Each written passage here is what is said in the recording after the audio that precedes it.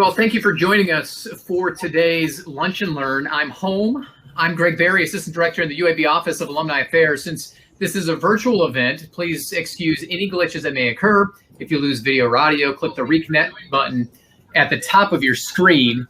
This will get you back to the webinar quickly. Today's session is part of our ongoing Backpacks to Briefcases Evergreen program. Through the series, we'll have 4 events each year, 2 in the spring, 2 in the fall. These events will focus on financial planning, personal branding, workplace skills, and personal life. Between each event, we will offer opportunities for golden electives like today's Lunch and Learn. These events will range from networking to volunteer opportunities. To get an Evergreen certificate and lapel pin, participants must complete all 4 Evergreen events and 2 golden electives. You don't have to do all in the same calendar year. We invite you to jump in and join us whenever you can. You can get more information about the program at alumni.uab.edu/backpacks. We will have more information about upcoming opportunities for the Evergreen Certificate Program at the end of today's Lunch and Learn. Today, we welcome Leia Ragland. Leia is an Assistant Director of Marketing and Business Development at Legacy Credit Union and is a Credit Union Certified Marketing Executive. Matt, go ahead. If you haven't, slide that next slide in. In 2012, she graduated from UAB, the College of Arts and Sciences. So at this time, I'm going to turn things over to Leia. Good afternoon. Good afternoon. Good afternoon. And Matt, go ahead and put up her next set of slides.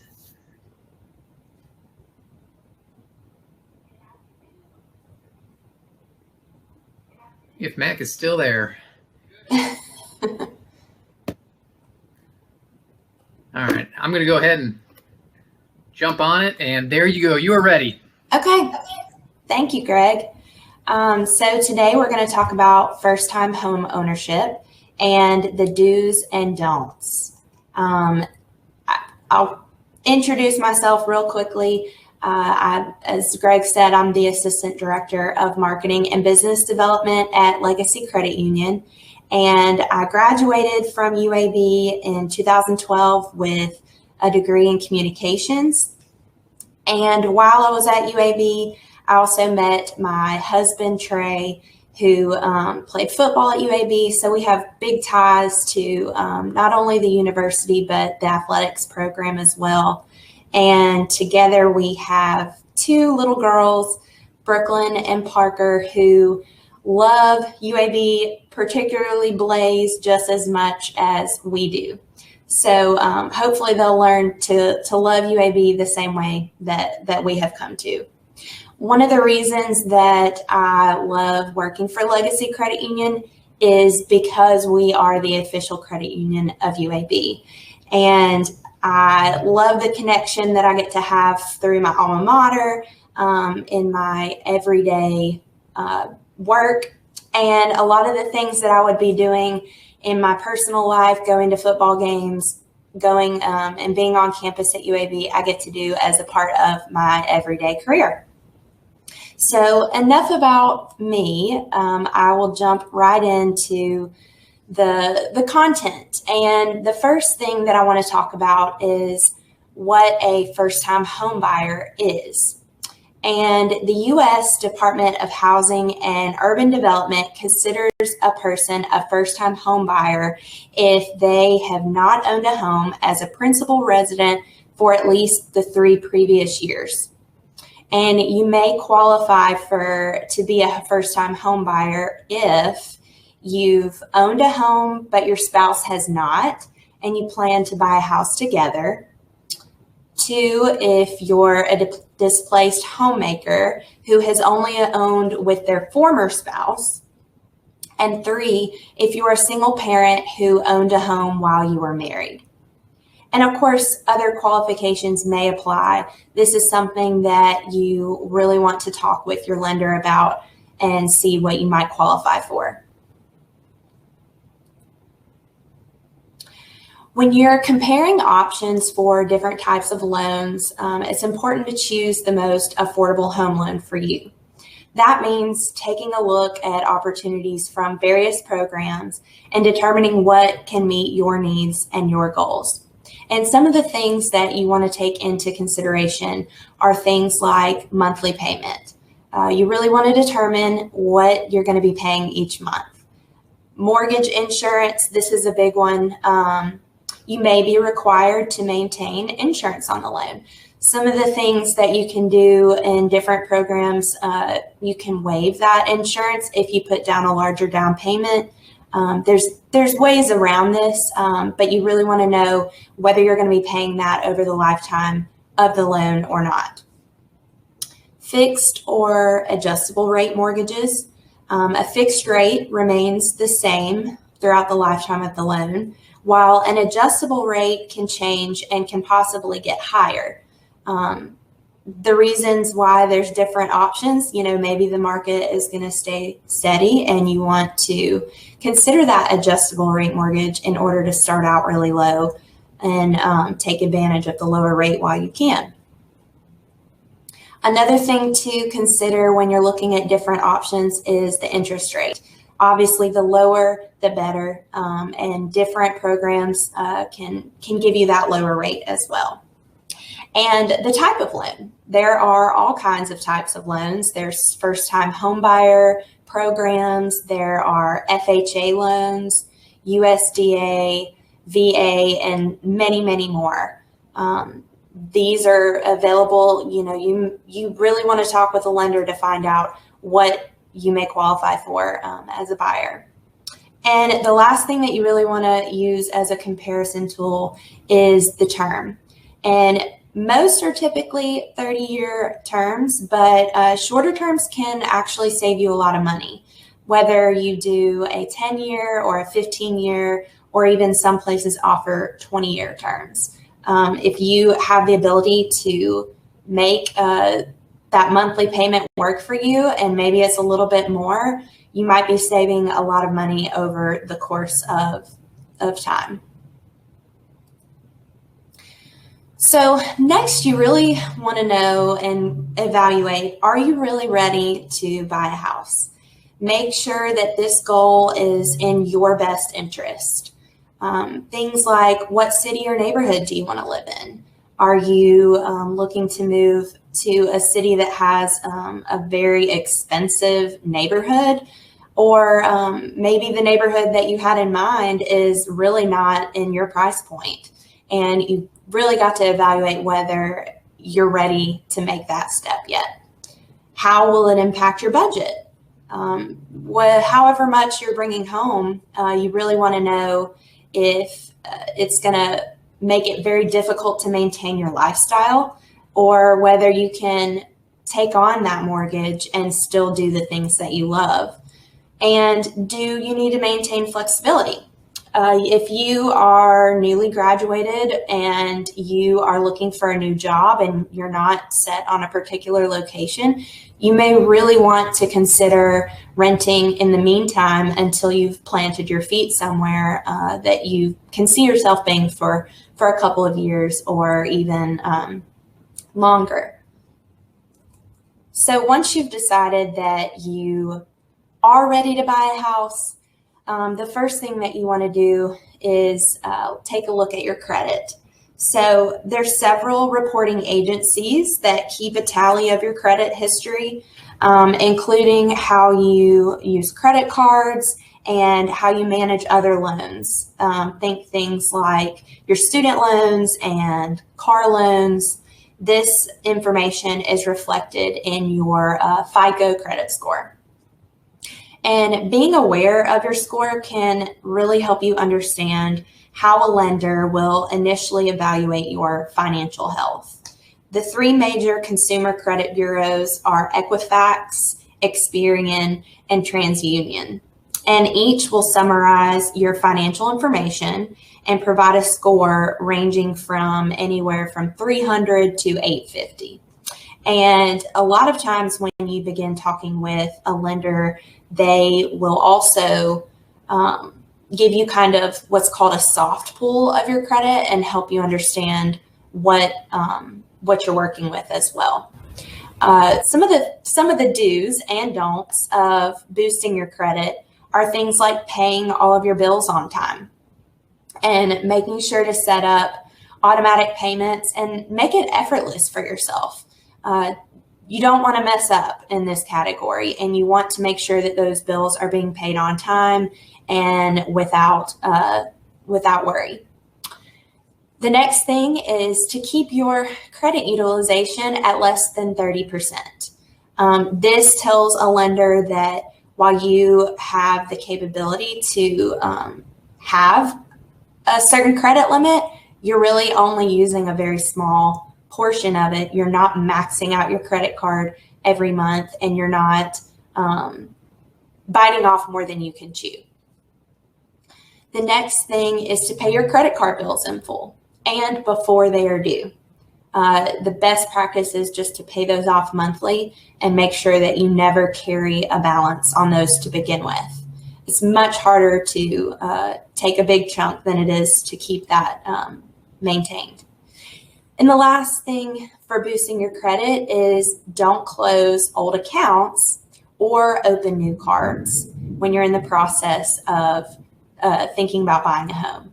You want your credit history to be lengthy, and both of these steps can actually bring down your average. So how much house can you afford? So ideally, your total debt payments, including your mortgage, should account for less than 36% of your income. And some lenders will work with you a little bit on this, and 40% is also kind of a number that is thrown out there, but at the end of the day, when you calculate how much income you bring, you really only want to hold 36% of that towards debts.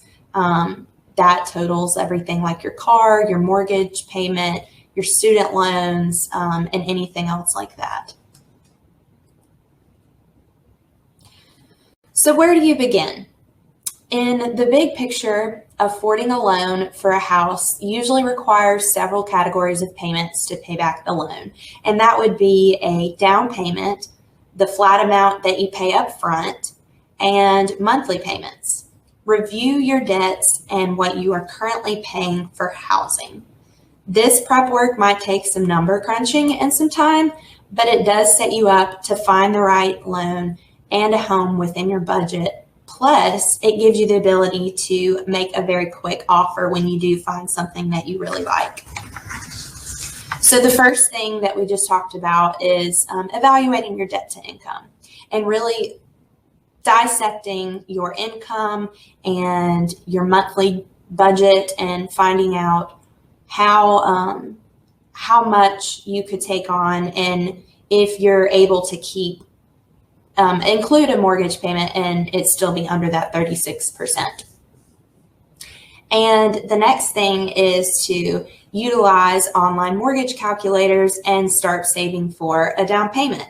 So many financial institutions offer these for free on their website, and you can input your income, your current debt, and also things like how much of a house cost that you think you can afford, and it will tell you things like what to expect as far as a down payment required and how much you need to start saving for and things like that based on certain rates, and you can kind of adjust things along the way and play with that too.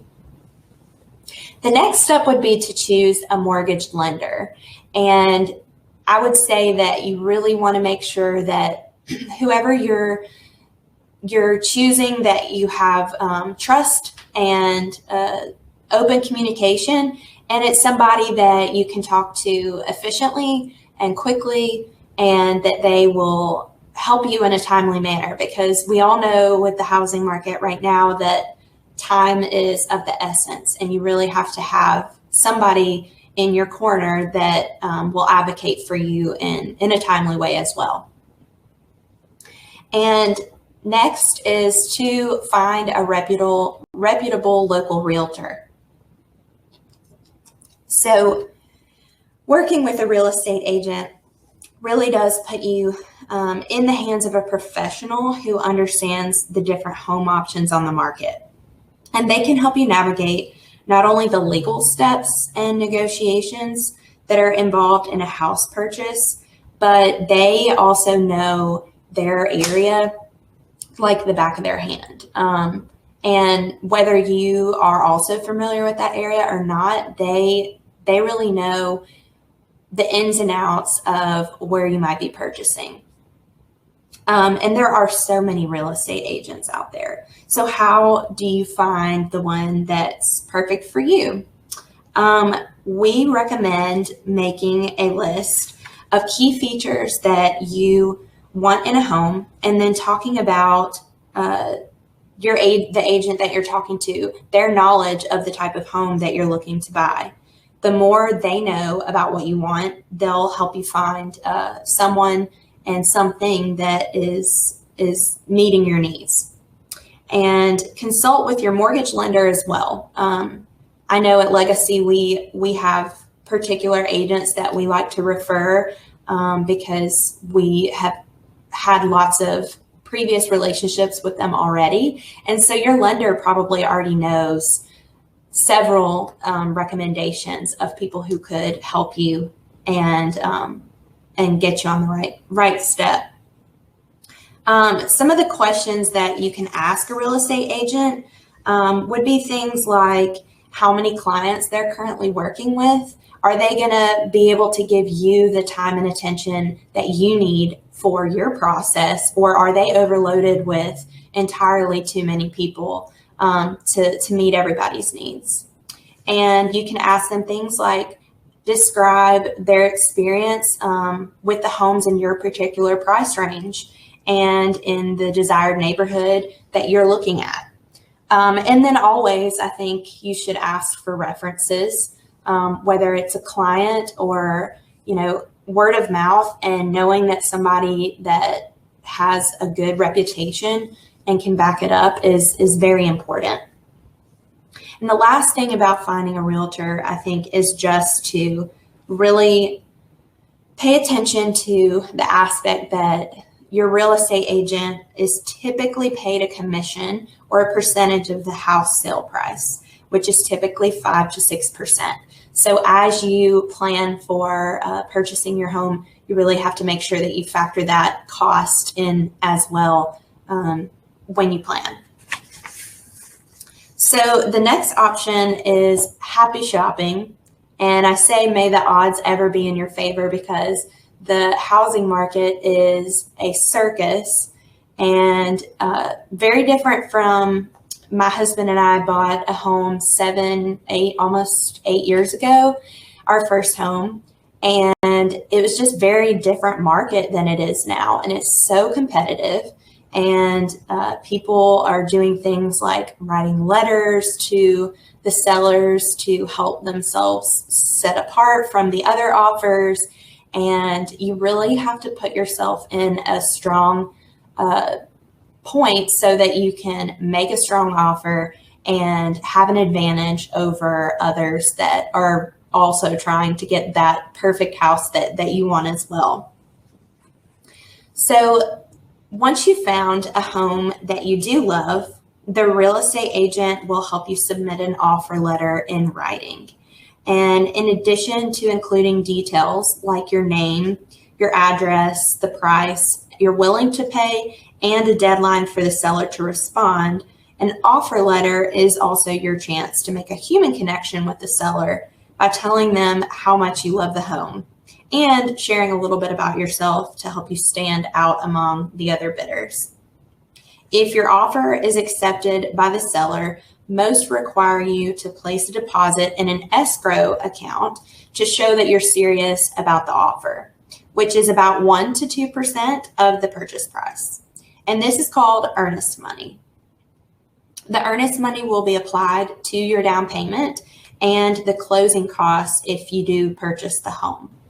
And your real estate agent can also include an inspection contingency in your contract that allows you to receive the money back should the home have some sort of significant issue. And the reason I put get a pre-approval letter at the very end is because when you're talking with your mortgage lender, you do want to, at the beginning, go ahead and get pre-approved for a specific amount of house that you can afford. This really lets you know what you can shop for, and when you're getting out there on Zillow and Realtor.com, you can really decide, okay, I can set my limits, and you know what's in the parameters of what you can afford. The reason that pre-approval letter is at this point, which I guess would be when you're making an offer, is because you really want to have that pre-approval letter ready so that when you make your offer, it's a strong offer. And I would recommend that you consult with your mortgage lender in a timely manner, which is why that's important as well, to have them put the same amount as what your offer will be on the pre-approval letter. And the reason is because if you are trying to purchase a $250,000 house and you're actually approved for $300,000, but you found something that you love that's a lot, it's very under budget, you really don't want that seller to know that you have actually been approved for much more, because then that gives them the advantage to know that they could offer maybe with a counter offer more. So you really want to match that that pre-approval letter amount with the offer amount so that it comes in very strong to that seller and you have a likelihood of getting that accepted. So in conclusion, I just want to say that it's better to buy something than to rent if you can, so that you can begin to build equity.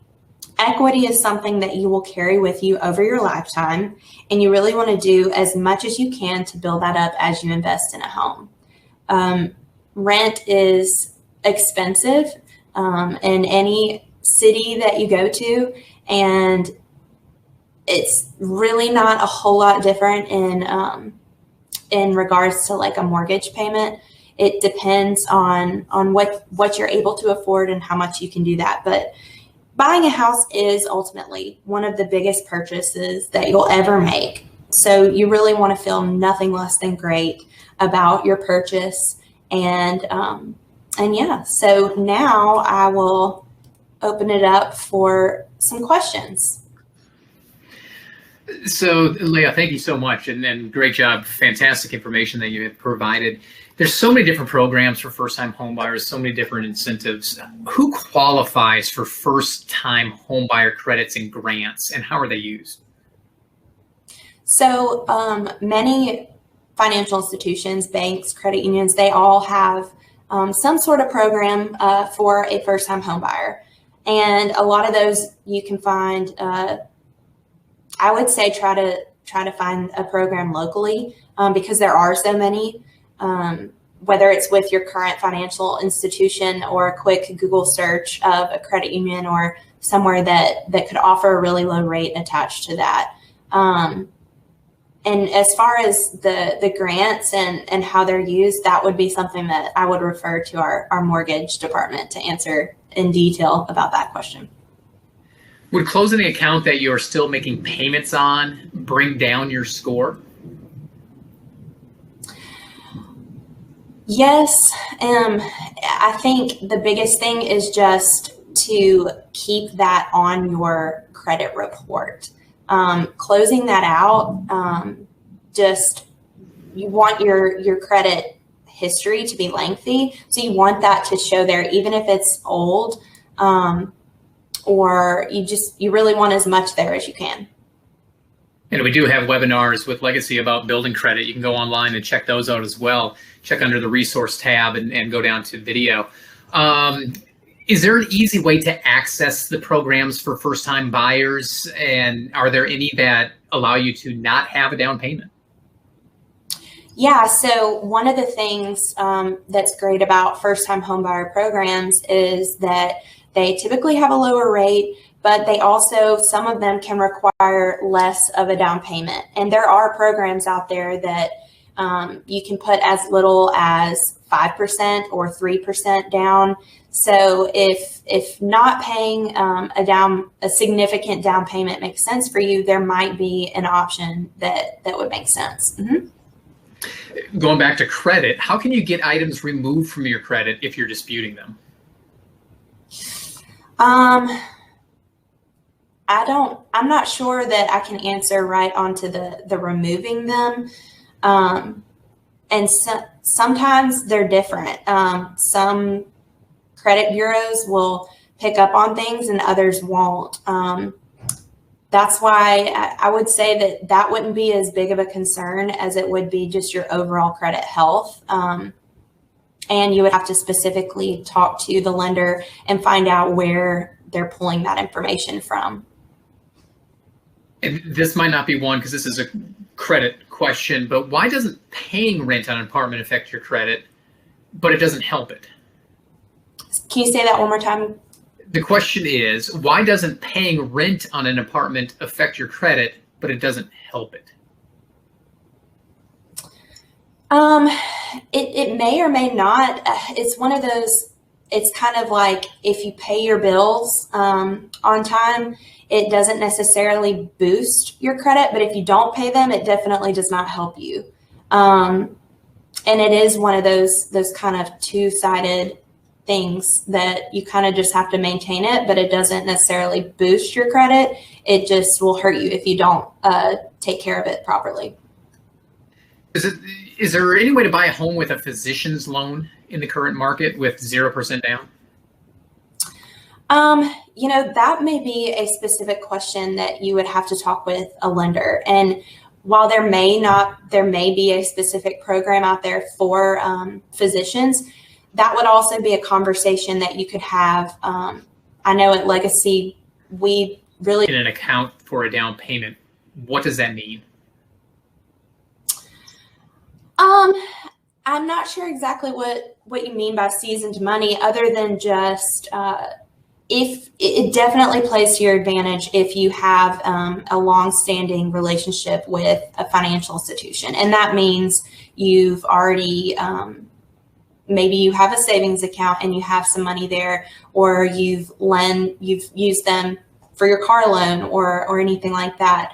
I don't think that would necessarily be a deal breaker. There's really no way for a lender, unless you have your money at that institution, to know how or where that money that you would be putting down for a down payment would be coming from. For first-time homebuyer programs, would you recommend getting in touch with a lender to see if you qualify, or how do you find all of the first-time homeowner programs that would be best for you? Yeah, so obviously if you speak with a specific mortgage lender, then they're going to offer you whatever their company or whatever they have available. And definitely speaking with a lender, and maybe even several lenders, to really get a well-rounded viewpoint of what's available in your market. There are tools online, and you can obviously do a quick search, but the results could be overwhelming. So if you aren't sure, you can always start with your current financial institution and ask there. And then even a realtor, I know that wasn't in the step-by-step process, but you could really ask them if they have any experience with first-time home buyers, and if they know of a lender that has done well for that. And are you familiar with the student loan first-time home buyer program? I'm not. Mm-mm. Okay. Somebody asked, and I was going to ask you to elaborate if you are. So that might be something that they can seek out a loan officer and get questions answered for that. So in terms of building equity, how long do you want to plan to own a house and make it worth it? If you will only own a house for 1 or 2 years, would it be better just to rent? So as far as building equity, there's really, if it's less than a year, I would say, unless you're truly using it as an investment property, it's probably not to your advantage. Just when you factor in all the costs involved with moving and movers, and just that first year buying furniture or anything like that, it probably would not play to your advantage. But if you're going to be somewhere for at least 2 years, I would say it's absolutely better. Thinking about making that an investment, and that if you can also get a return on that investment when you do go to sell, are you going to end up going backwards, or is there potential to make some money when you do sell in a few years? Can you sell the home before it is completely paid off? Oh, absolutely. Yes. And what happens is you sell the home, and whatever you've put into that home, that's that equity that you carry into your next home or anything. Is it better to buy a cheap home and take out a renovation loan, or buy a home with a renovation type of project? Then you probably don't want to jump into that unless that's a new venture for you.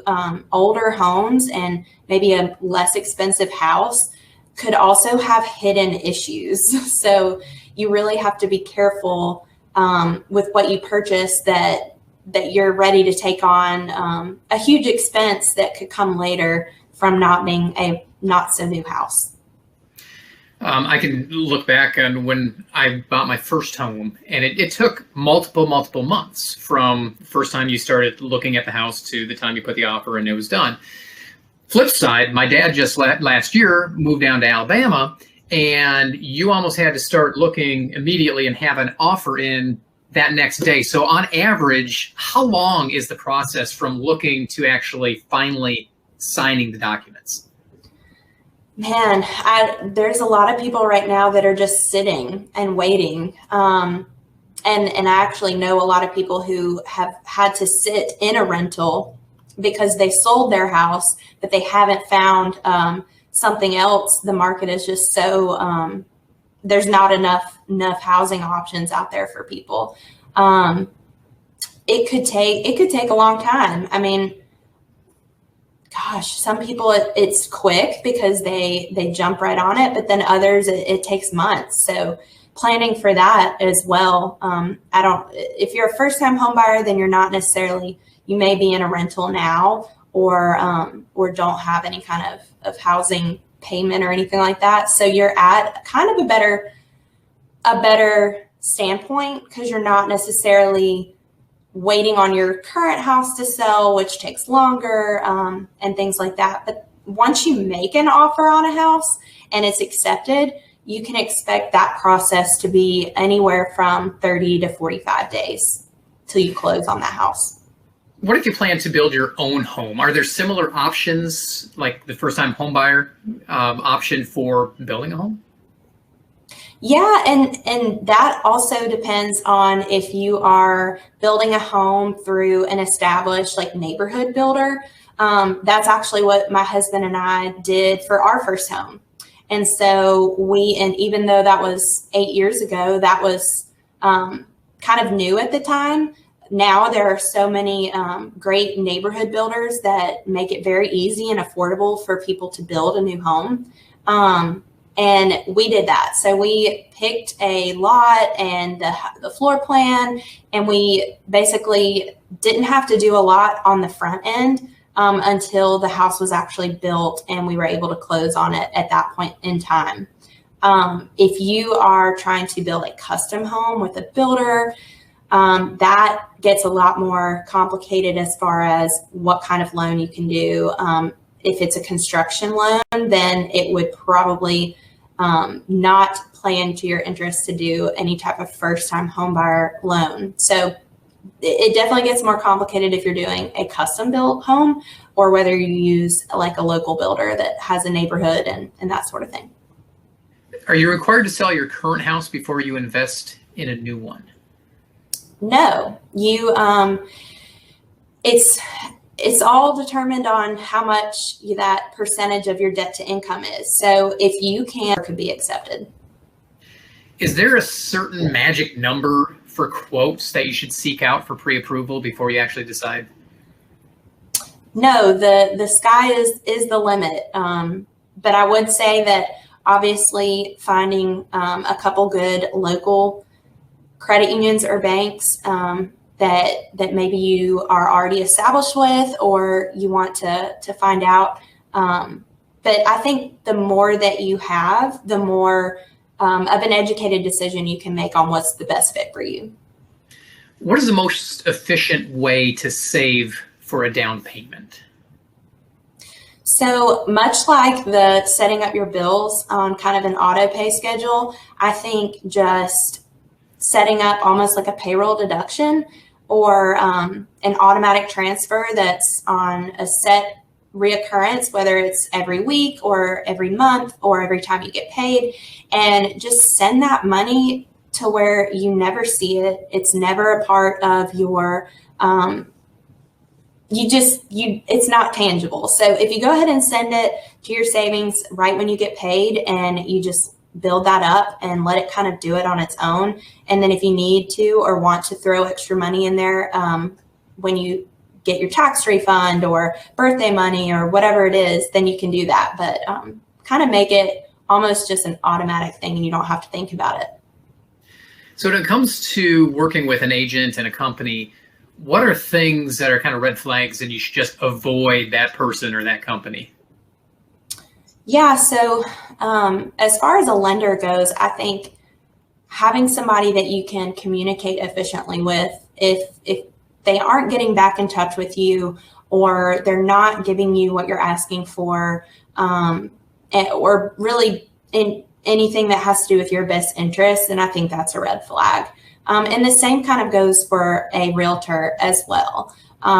If you find that they are not being quick to respond to you, there are so many real estate agents out there and somebody will work very hard for your business. So don't settle for somebody who is not giving you the time and attention that you need to make the best decision. Comes down to TLC. So yes, you're stuck in a payment, you want to lessen it. How do you go about and change the payment? So the best way to lower your payment would be in a refinance. And whether you go to your current lender and try to refinance where you are, there may be a different interest rate available now than when you actually purchased the home. Or you may be able to find a lower rate elsewhere. And you can do that throughout any point in the lifetime of the loan. Okay. So how great of a credit do you need? Say you're a single person, you're making $60,000 a year and you want to get a nice home. What's your credit got to look like? Well, that's a very case specific question. And my advice would be to have a conversation with your lender, or a local lender that you could really find out based on your income and your credit, if you can afford a house and how much. So what are the questions and the best questions to ask a seller before you put an offer on a house?